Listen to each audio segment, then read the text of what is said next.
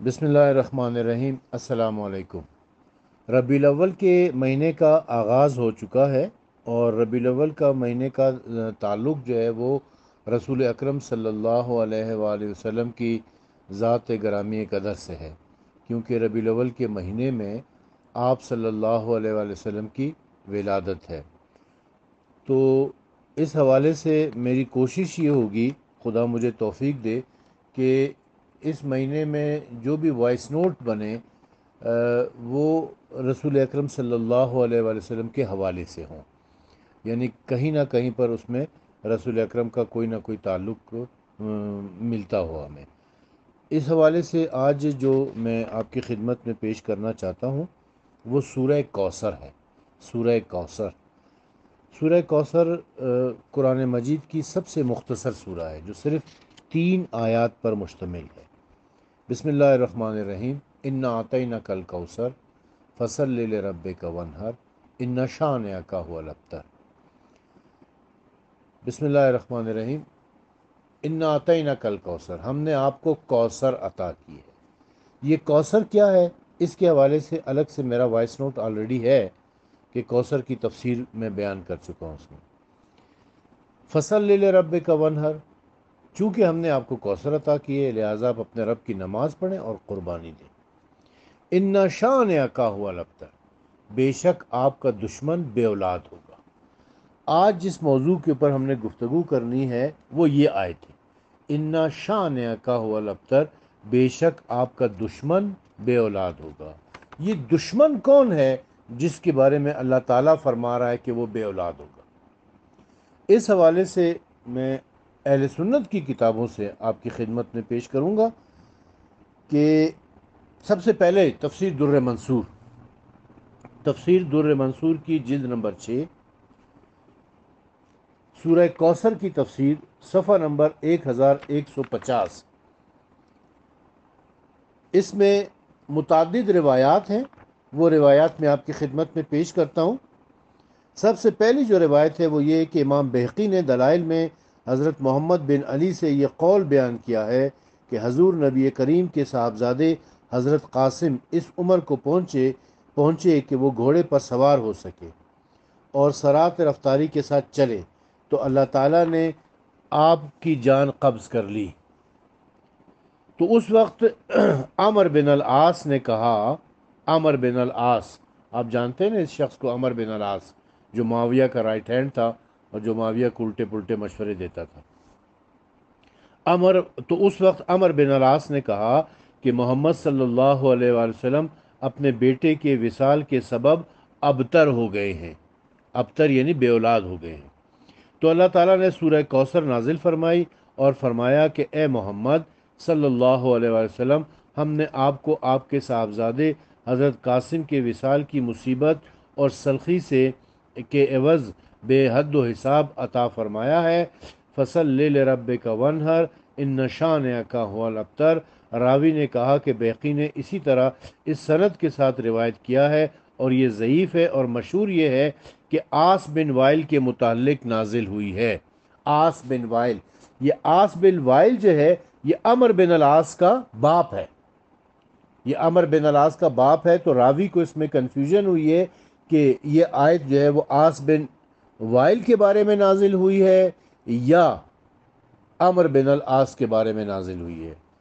دوسری روایت یہ ہے کہ امام زبیر بن بکار اور ابن عساکر نے حضرت جعفر بن محمد سے، اور انہوں نے اپنے باپ سے یہ روایت بیان کی ہے کہ رسول اللہ صلی اللہ علیہ وآلہ وسلم کے صاحبزادے حضرت قاسم مکہ مکرمہ میں فوت ہوئے۔ رسول اللہ صلی اللہ علیہ وآلہ وسلم ان کے جنازے سے آ رہے تھے کہ آپ کا گزر آس بن وائل ہے، یہاں پر انہوں نے عائل لکھا ہوا ہے لیکن آس بن وائل اور اس کے بیٹے عمر کے پاس سے ہوا۔ جب اس نے رسول اللہ صلی اللہ علیہ وآلہ وسلم کو دیکھا تو اس نے کہا کہ بلا شبہ میں اس سے عداوت اور بغض رکھتا ہوں۔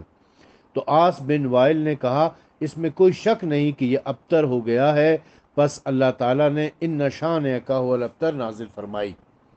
یعنی جب رسول خدا جناب قاسم کی تدفین کے بعد قبرستان سے واپس آ رہے تھے تو یہ دونوں باپ بیٹا آس بن وائل اور اس کا بیٹا عامر بن العاص دونوں وہاں پر موجود تھے، وہ ان کے پاس سے گزرے، تو عامر بن العاص نے کہا کہ میں اس شخص یعنی رسول اللہ صلی اللہ علیہ وسلم سے عداوت اور بغض رکھتا ہوں۔ تو عاص بن وائل نے کہا کہ اس میں کوئی شک نہیں کہ یہ ابتر ہو گیا ہے، یعنی یہ بے اولاد ہو گیا ہے۔ تو اللہ تعالیٰ نے یہ آیت نازل فرمائی، یعنی عمر بن العاص کہہ رہا ہے کہ میں رسول خدا سے بغض رکھتا ہوں، عداوت رکھتا ہوں، اس کا باپ کہہ رہا ہے کہ رسول خدا ابتر ہیں، یعنی بے اولاد ہیں۔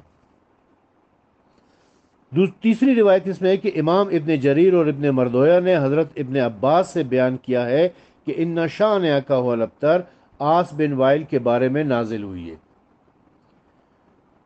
چوتھی روایت ہے کہ امام ابن ابی حاتم نے حضرت صدی سے بیان کیا ہے کہ جب کسی آدمی کا بیٹا فوت ہو جاتا تو قریش کہا کرتے تھے کہ بطر فلان، کہ فلاں بے نام و نشان ہو گیا ہے۔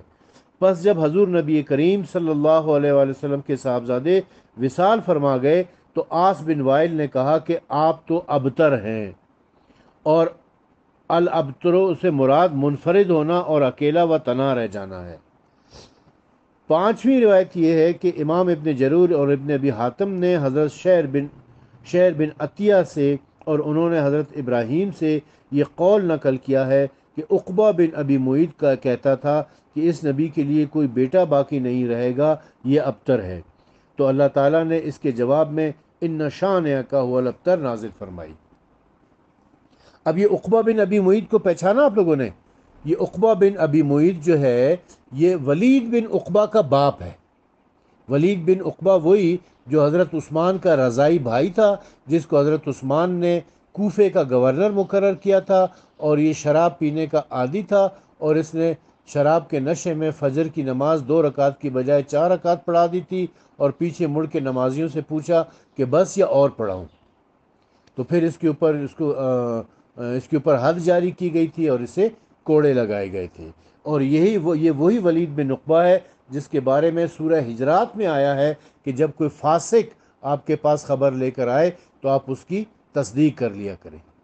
یہ ولید بن عقبہ کا باپ عقبہ بن ابی معیط ہے۔ یہ عقبہ بن ابی معیط وہی شخص ہے کہ ایک مرتبہ رسول خدا خانہ کعبہ کے پاس نماز پڑھ رہے تھے مکی دور میں، تو اس خبیث نے رسول اکرم صلی اللہ علیہ وسلم کے اوپر اونٹ کی اوجڑی لا کے ڈال دی تھی، اور پھر یہ جنگ بدر میں واصل جہنم ہو گیا تھا۔ اس کے بارے میں اور بھی کافی کچھ بتا سکتا ہوں، لیکن چونکہ یہ میرا موضوع نہیں ہے اس لیے اس کو چھوڑتے ہیں۔ اب آ جاتے ہیں ہم تفسیر قرطبی کی طرف۔ تفسیر قرطبی جو علامہ قرطبی اہل سنت کے بڑے عالم ہیں، انہوں نے لکھی ہے، اور وہ کہتے ہیں کہ عاص بن وائل نبی کریم صلی اللہ علیہ وسلم، یہ تفسیر قرطبی کی جلد نمبر 10 ہے، جلد نمبر 10 صفحہ نمبر 523 پر وہ لکھتے ہیں کہ عاص بن وائل نبی کریم صلی اللہ علیہ وسلم کے ساتھ کھڑا تھا، گفتگو کر رہا تھا، تو قریش کے سرداروں نے اسے کہا کہ تو کس کے ساتھ کھڑا تھا؟ اس نے جواب دیا کہ اس ابتر کے ساتھ، یعنی معاذ اللہ رسول خدا کو ابتر بے اولاد کہہ کے مخاطب کیا۔ اس سے قبل رسول اللہ صلی اللہ علیہ وسلم کے صاحبزادے حضرت عبداللہ فوت ہو چکے تھے، اور وہ حضرت ختیجۃ الکبریٰ کے بطن سے تھے، تو اللہ تعالیٰ نے یہ آیت نازل فرمائی، یعنی اس کا ذکر دنیا اور آخرت کی بھلائیوں سے ختم ہو جائے گا۔ اکرمہ نے حضرت ابن عباس سے روایت نقل کی ہے کہ دور جاہلیت میں جب کسی کا بیٹا فوت ہو جاتا تو کہتے کہ فلاں دم بریدہ ہو گیا ہے۔ جب حضرت ابراہیم جو حضرت رسول خدا کے صاحبزادے تھے فوت ہوئے تو ابو جہل اپنے ساتھیوں کی طرف نکلا تو اس نے کہا کہ بطر محمد، تو اللہ تعالیٰ نے اس آیت کو نازل کیا، یعنی ابو جہل ابتر ہے۔ اچھا، اس روایت میں تھوڑا سا جو ہے نا وہ شک گزرتا ہے کہ یہ ابو جہل کے بارے میں ہے یا عاص بن وائل کے بارے میں۔ ویسے تو میں آگے بھی آپ پہلے بھی بتا چکا اور آگے بھی کہ اکثریت روایتیں جو ہیں 99% روایات جو ہیں وہ یہی کہتی ہیں کہ یہ عاص بن وائل کے بارے میں ہے۔ یہاں پر یہ ایک روایت ابو جہل کے بارے میں آ گئی ہے۔ اصل میں ابو جہل جو ہے وہ، اور یہ بھی کہ حضرت ابراہیم جو رسول خدا کے بیٹے ماریا قبطیہ کے بطن سے پیدا ہوئے تھے، اس کے بارے میں یہ، اس کے فوت ہونے کے بعد یہ آیت نازل ہوئی ہے۔ تو یہ چونکہ سیاق و سباق کے مطابق نہیں ہے، ابو جہل جو ہے وہ 2 ہجری میں جنگ بدر میں واصل جہنم ہو چکا تھا، اور حضرت ابراہیم جو ہیں، جو رسول اللہ کے بیٹے تھے، جو حضرت ماریہ قبطیہ رضی اللہ تعالیٰ عنہ کے بطن سے پیدا ہوئے تھے، ان کی ولادت 7 ہجری میں ہوئی ہے۔ تو یہ ممکن نہیں ہے کہ یہ آیت ان کے بارے میں، ابو جہل کے بارے میں نازل ہوئی ہو، یعنی زیادہ تر روایت یہی بتاتی ہے کہ یہ آس بن وائل کے بارے میں نازل ہوئی ہے۔ ایک اور روایت انہوں نے لکھی ہے کہ شمر بن عطیہ نے کہا کہ اس سے مراد عقبہ بن ابی معیط ہے۔ ایک قول یہ کیا گیا کہ قریش اس آدمی کے بارے میں کہا کرتے تھے جس کی مذکورہ اولاد فوت ہو جائے، قد بطر فلاں، جب رسول اللہ کے ایک بیٹے حضرت قاسم مکہ مکرمہ میں اور ایک بیٹے حضرت ابراہیم مدینہ میں فوت ہو گئے تو کفار نے کہا کہ بطر محمد صلی اللہ علیہ وآلہ وسلم۔ اب اب ہے کوئی ایسا آدمی جو ان کے بعد ان کے معاملات چلائے گا؟ تو یہ آیت نازل ہوئی، یہ صدی اور ابن یزید نے کہا ہے۔ اب دیکھیں کہ بے شک ولید بن عقبہ ہو یا آس بن وائل ہو یا ابو جہل ہو، ان کا یہ کہنا یا کفار مکہ کا یہ کہنا کہ رسول اکرم صلی اللہ علیہ وسلم کے بیٹے تو فوت ہو گئے ہیں، تو اب ان کے معاملات کو آگے کون چلائے گا، یعنی ان کے دین کو آگے کون چلائے گا، ان کے مذہب کو آگے کون چلائے گا، کون لے کے جائے گا؟ گو کہ یہ سب لوگ کافر تھے، لیکن یہ جانتے تھے کہ دین کو آگے چلانے والی، دین کی حفاظت کرنے والی، دین کو آگے بڑھانے والی اولاد ہی ہوا کرتی ہے۔ ایک اور تفسیر کی طرف آ جاتے ہیں جی، تفسیر مظہری، جلد نمبر 12، صفحہ نمبر 389، 379 ہے۔ لکھا ہے کہ یہ ابن منظر نے اور مصنف میں ابن شیبہ نے اکرمہ کا قول بیان کیا ہے کہ جب رسول اللہ صلی اللہ علیہ وسلم پر وحی آئی تو قریش بولے کہ محمد صلی اللہ علیہ وسلم ہم سے کٹ گیا ہے۔ اس پر یہ آیت نازل ہوئی، ان شان کا ہوا الابتر۔ ابن ابی حاتم نے صدی کا قول بیان کیا ہے کہ جب کسی شخص کی نرینہ اولاد مر جاتی اور کوئی لڑکا باقی نہ رہتا تو قریش کہتے تھے کہ فلاں شخص کی نسل کٹ گئی ہے۔ چنانچہ رسول اللہ صلی اللہ علیہ وسلم کے صاحبزادوں کی وفات ہو گئی تو آس بن وائل نے کہا کہ محمد صلی اللہ علیہ وسلم کی نسل کٹ گئی ہے۔ اس پر یہ آیت نازل ہوئی۔ دوسری روایت یہ کہ حضرت محمد بن علی یعنی امام زین العابدین علیہ السلام بن امام حسین کی روایت سے بھی بہقی نے دلائل النبوہ میں ایسی ہی حدیث نقل کی ہے اور نبی زادہ کا نام قاسم بتایا ہے۔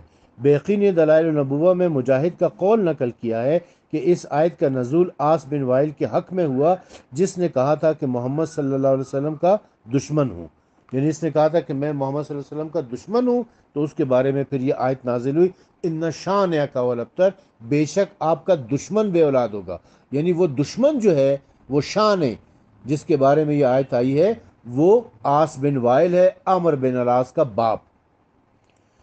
مزید لکھا ہے کہ جی بغوی نے لکھا ہے کہ رسول اللہ صلی اللہ علیہ وسلم کعبے سے باہر تشریف لا رہے تھے اور آس بن وائل اس وقت اندر داخل ہو رہا تھا۔ ان دونوں کی ملاقات ہو گئی اور باپ بنی سہم کے پاس کھڑے ہوئے، دونوں کچھ گفتگو کرنے لگے۔ سرداران قریش اس وقت کعبے کے اندر بیٹھے ہوئے تھے۔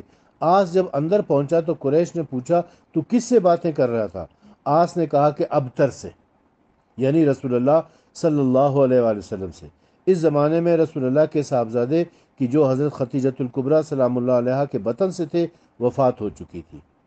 ایک اور روایت ہے کہ جی محمد بن اسحاق نے یزید بن رومان کا قول نقل کیا ہے کہ آس بن وائل جب رسول اللہ صلی اللہ علیہ وسلم کا تذکرہ کرتا تو کہتا اس کو چھوڑ دو، وہ تو ابتر ہے، اس کے پیچھے کوئی نسل نہیں ہے، جب مر جائے گا تو اس کا ذکر بھی ختم ہو جائے گا۔ اس پر اللہ نے یہ صورت نازل فرمائی۔ یعنی کافر ہونے کے باوجود یہ جانتا تھا کہ رسول اللہ کے ذکر کو اگر کوئی قائم رکھے گا تو وہ رسول اللہ کی اولاد ہی قائم رکھے گی۔ اور آپ دیکھ لیں کہ گو کہ رسول اللہ صلی اللہ علیہ وسلم کا کوئی بیٹا نہیں تھا، لیکن ان کی ایک بیٹی اور اس ایک بیٹی سے جو اولاد ہوئی ہے وہ آج پوری دنیا میں پھیلی ہوئی ہے، پوری دنیا میں ان کی اولاد ہے۔ سیدہ فاطمہ زہرا سلام اللہ علیہا کی اولاد یعنی سادات پوری دنیا میں ہے، اور رسول اللہ کا نام بھی ماشاءاللہ دنیا میں سب سے زیادہ جس کا نام لیا جاتا ہے وہ رسول اللہ کا نام ہے۔ لوگ اپنے بچوں کا نام سب سے زیادہ جو رکھتے ہیں وہ محمد ہے صلی اللہ علیہ وآلہ وسلم۔ آذانوں میں پوری دنیا میں صبح کی فجر سے لے کر عشاء کی اذان تک سارا دن ساری رات اذانیں چلتی ہیں پوری دنیا میں، اور اشہد ان محمد رسول اللہ کی اذانیں ہو رہی ہیں۔ تو دیکھیں کہ دشمن بے اولاد ہوا ہے یا رسول اللہ بے اولاد ہوئے۔ ان شان کا والابتر، بے شک آپ کا دشمن بے اولاد ہوگا۔ آج نہ ابو جہل کا نام ہے، نہ عقبہ بن ابی معیط کا نام ہے، نہ عاص بن وائل کا نام ہے، جبکہ رسول اکرم صلی اللہ علیہ وآلہ وسلم کا نام پوری دنیا میں لیا جا رہا ہے، بلکہ پوری کائنات میں لیا جا رہا ہے۔ اب دور جدید کے ایک مصنف مفسر ہیں مولانا اشرف علی تھانوی، جو تبلیغی جماعت والوں کے بڑے پسندیدہ ہیں، ان کی بھی میں تفسیر بیان کر دیتا ہوں تاکہ تبلیغی جماعت والے بھی اس کے اوپر یقین کر لیں۔ اسی سورہ کی تفسیر میں لکھتے ہیں کہ سبب نزول اس سورت کا یہ ہے کہ رسول اللہ صلی اللہ علیہ وآلہ وسلم کی اولاد میں سے سب سے بڑے بیٹے حضرت قاسم تھے، ان کا مکے میں انتقال ہو گیا تو عاص بن وائل سہمی نے اور اس کے ساتھ دوسرے مشرکین نے یہ کہا کہ آپ کی نسل منقطع ہو گئی ہے، پس آپ نعوذ باللہ ابتر یعنی بے نام و نشان ہیں۔ مطلب یہ تھا کہ ان کے دین کا چرچا چند روز ہے، پھر یہ سب بکھیڑے پاک ہو جائیں گے۔ اس پر آپ نے تسلیہ کے لیے یہ صورت نازل فرمائی۔ یعنی یہ جو چار تفسیر میں نے ابھی آپ کی خدمت میں پیش کی ہیں، تفسیر در منصور علامہ جلال الدین ابو بکر سیوطی کی، تفسیر قرطبی علامہ ابو بکر قرطبی کی، تفسیر مظہری علامہ ثناء اللہ پانی پتی کی، اور تفسیر البیان علامہ اشرف علی تھانوی کی، ان سب نے یہی کہا ہے کہ رسول اکرم صلی اللہ علیہ وآلہ وسلم کا وہ دشمن، وہ شان ہے، وہ دشمن جس کے بارے میں سورہ کوثر نازل ہوئی ہے، وہ عاص بن وائل ہے، جو کہ عمر بن العاص کا باپ تھا۔ اور ان روایات سے ہمیں یہ بھی پتہ چلتا ہے کہ عمر بن العاص نے کہا کہ میں رسول اللہ صلی اللہ علیہ وآلہ وسلم سے بغض اور عداوت رکھتا ہوں، اور عاص بن وائل نے کہا کہ معاذ اللہ ثم معاذ اللہ، آپ ابتر ہیں، آپ کی کوئی اولاد نہیں ہے۔ اب صحیح بخاری کی طرف آتے ہیں۔ صحیح بخاری جلد نمبر 2 پارہ نمبر 15، کتاب المناقب، اس میں باب ہے، باب حضرت عمر کے اسلام قبول کرنے کا باب، حضرت عمر کے اسلام لانے کا واقعہ، باب الاسلام عمر ابن خطاب، باب نمبر 450، حدیث نمبر 1046۔ پھر سن لیں، صحیح بخاری جلد نمبر 2 پارہ نمبر 15، کتاب المناقب، باب نمبر 450، باب الاسلام عمر ابن خطاب، یعنی حضرت عمر کے اسلام لانے کا باب، صفحہ نمبر 536، حدیث نمبر 1046۔ حضرت عبداللہ ابن عمر کہتے ہیں کہ حضرت عمر گھر میں خوف سے بیٹھے تھے۔ عبداللہ ابن عمر بیٹے ہیں حضرت عمر کے۔ حضرت عبداللہ ابن عمر کہتے ہیں کہ حضرت عمر گھر میں خوف سے بیٹھے ہوئے تھے، اتنے میں عاص بن وائل سہمی ایک ڈوری دار چادر اور ریشمی کرتے کا جوڑا پہنے ہوئے ان کے پاس آیا۔ وہ بنی سہم کے قبیلے سے تھا جو زمانہ جاہلیت میں ہمارے حلیف تھے۔ اس نے کہا، اے عمر، آپ کا کیا حال ہے؟ انہوں نے کہا کہ تیری قوم بنی سہم کے لوگ کہتے ہیں کہ اگر میں مسلمان ہوا تو وہ مجھے مار ڈالیں گے۔ عاص نے کہا کہ وہ تیرا کچھ نہیں بگاڑ سکتے، چنانچہ عاص نے ایسا کہنے پر مجھے اطمینان حاصل ہوا۔ یہ کہنے کے بعد عاص باہر نکلا تو اسے معلوم ہوا کہ لوگ میدان میں جمع ہیں۔ اس نے پوچھا، کہاں کا ارادہ ہے؟ انہوں نے کہا کہ خطاب کے بیٹے کی خبر لینا چاہتے ہیں، جس نے اپنا دین بدل ڈالا ہے۔ عاص نے کہا، اس پر قابو پانا ممکن نہیں، چنانچہ لوگ واپس ہو گئے۔ دوسری روایت، حدیث نمبر 1047، حضرت عبداللہ ابن عمر کہتے ہیں کہ جب فاروق اعظم اسلام لائے تو کفار ان کے مکان پر جمع ہو گئے اور شور مچانے لگے کہ عمر بے دین ہو گیا ہے۔ میں اس وقت بچہ تھا، چھت پر بیٹھا تھا، اتنے میں ایک شخص ریشمی چوغا پہنے ہوئے آیا اور لوگوں سے کہنے لگا کہ اگر عمر نے اپنا دین بدل ڈالا تو پھر تمہیں کیا ہے؟ سنو، میں اسے پناہ دیتا ہوں۔ یہ سنتے ہی لوگ منتشر ہو گئے۔ میں نے والد سے یا لوگوں سے پوچھا یہ کون ہے؟ انہوں نے کہا کہ عاص بن وائل ہے۔ اب غور کرنے کی بات یہ ہے کہ عاص بن وائل جو دشمن رسول ہے، جو دشمن اسلام ہے، جسے قرآن مجید شان ان شان کا ہو الابتر کہہ رہا ہے، یعنی وہ شان ہے، وہ دشمن رسول اللہ کا کون ہے؟ وہ عاص بن وائل ہے۔ یہ اہل سنت کی 4 تفاسیر سے میں بیان کر چکا ہوں۔ یہ عاص بن وائل حضرت عمر کے پاس آتا ہے، اور حضرت عمر گھر میں بیٹھے ہوئے ہیں، ڈرے ہوئے ہیں، کانپ رہے ہیں۔ کیوں ڈرے ہوئے ہیں؟ اس لیے کہ جی عاص بن وائل کی جو قوم ہے، یعنی بنی سہم، عاص بن وائل اپنی قوم کا سردار تھا، بنی سہم کا سردار ہے یہ۔ وہ اس کی جو قوم ہے وہ حضرت عمر کو قتل کرنا چاہتی ہے، مارنا چاہتی ہے۔ کیوں مارنا چاہتی ہے؟ اس لیے کہ حضرت عمر مسلمان ہو گئے۔ حضرت عمر خوف کے مارے گھر میں بیٹھے ہوئے، ڈرے ہوئے، چھپے ہوئے بیٹھے ہوئے۔ عاص بن وائل آتا ہے۔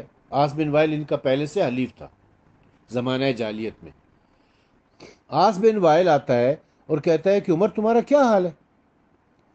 تو حضرت عمر کہتے ہیں کہ جی تیری قوم مجھے مارنے کے لیے آ رہی ہے کیونکہ میں مسلمان ہو رہا ہوں۔ تو عاص بن وائل کہتا ہے کہ تم ہو جاؤ مسلمان، کوئی مسئلہ نہیں ہے، میری قوم تمہیں کچھ نہیں کہے گی۔ باہر نکلتا ہے اور پھر کہتا ہے اپنی قوم کو کہ میں نے عمر ابن خطاب کو پناہ دی ہے، لہذا تم لوگ اسے کچھ نہیں کہہ سکتے، اور اس کی قوم پھر واپس چلی جاتی ہے۔ سوال یہ پیدا ہوتا ہے کہ دشمن رسول ایک شخص جو مسلمان ہو رہا ہے اس کو پناہ کیوں دے رہا ہے؟ کیا راز ہے اس کے پیچھے؟ اس کی تھوڑی سی کھوج لگانی چاہیے کہ کیوں دشمن رسول؟ اس کو تو خوش ہونا چاہیے تھا کہ اچھا یہ مسلمان ہو رہا ہے، دین بدل رہا ہے، اس کو مار دو، قتل کر دو اس کو۔ باقی جتنے صحابہ مسلمان ہوئے ہیں ان کے اوپر اتنا تشدد ہوا ہے، یعنی کتابیں بھری پڑی ہیں۔ حضرت بلال حبشی رضی اللہ تعالیٰ عنہ کے ساتھ کیا سلوک کیا گیا، حضرت عمار ابن یاسر کے ساتھ کیا سلوک کیا گیا، حضرت عمار کے والد حضرت یاسر رضی اللہ تعالیٰ عنہ کو اور ان کی والدہ حضرت سمیہ رضی اللہ تعالیٰ عنہ کو شہید کر دیا گیا ان کے سامنے، اور باقی دیگر صحابہ کے اوپر کتنا تشدد ہوا ہے، کتابیں بھری پڑی ہیں اس سے۔ مگر حضرت عمر مسلمان ہو رہے ہیں تو لوگ ان کو مارنے کے لیے آ رہے، اور عاص بن وائل جو دشمن رسول ہے، جو شان رسول ہے، وہ ان کو پناہ دے رہا ہے، حضرت عمر کو پناہ دے رہا ہے۔ کیوں؟ کو تو خوش ہونا چاہیے، مارنا چاہیے، تشدد کرنا چاہیے، قتل کرنا چاہیے، لیکن وہ پناہ دے رہا ہے۔ اس کی وجہ کیا ہے؟ اس کے بارے میں ذرا سوچیں۔ اس سے یہ ایک بات ہماری سمجھ میں آتی ہے، یہ گو کہ یہ حدیث مکمل نہیں ہے، اس میں اس سے پہلے اور اس کے بعد کی بہت ساری چیزوں کو چھپایا ہے، اور یقیناً یہ اسماعیل بخاری کی علمی خیانت ہے کہ اس نے ان چیزوں کو چھپایا ہوگا۔ لیکن اس سے ایک بات ضرور سمجھ آ رہی ہے، اور وہ یہ کہ عاص بن وائل کا اور عمر ابن خطاب کا کوئی گہرا تعلق تھا آپس میں۔ عین ممکن ہے کہ عاص بن وائل نے عمر ابن خطاب سے کہا ہو کہ تم مسلمان ہو جاؤ، مسلمانوں کی صفوں میں داخل ہو جاؤ، اور وہاں سے خبریں لا کر ہمیں دیا کرو، تاکہ ہمیں پتہ چلے کہ کون کون مسلمان ہو رہا ہے، اور ان کے اوپر ہم تشدد کر سکیں، ان کے اوپر ظلم کر سکیں، ان کو ماریں پیٹیں، ان کو مکہ بدر کریں، ان کی معاشی ناکہ بندی کریں، وغیرہ وغیرہ، جو مظالم وہ لوگ کر رہے تھے وہ کر سکیں۔ یعنی وہاں کی خبریں ہمیں لا کے دیا کرو، مخبر کے طور پر، جاسوس کے طور پر، ایجنٹ کے طور پر ان کو مسلمان بنا کر مسلمانوں کی صفوں میں داخل کیا جا رہا تھا۔ لیکن لوگوں کو چونکہ یہ بات پتہ نہیں تھی، یہ ڈیل جو ہے وہ عمر ابن خطاب اور عاص بن وائل کے درمیان ہوئی تھی، عوام کو یہ چیز پتہ نہیں تھی۔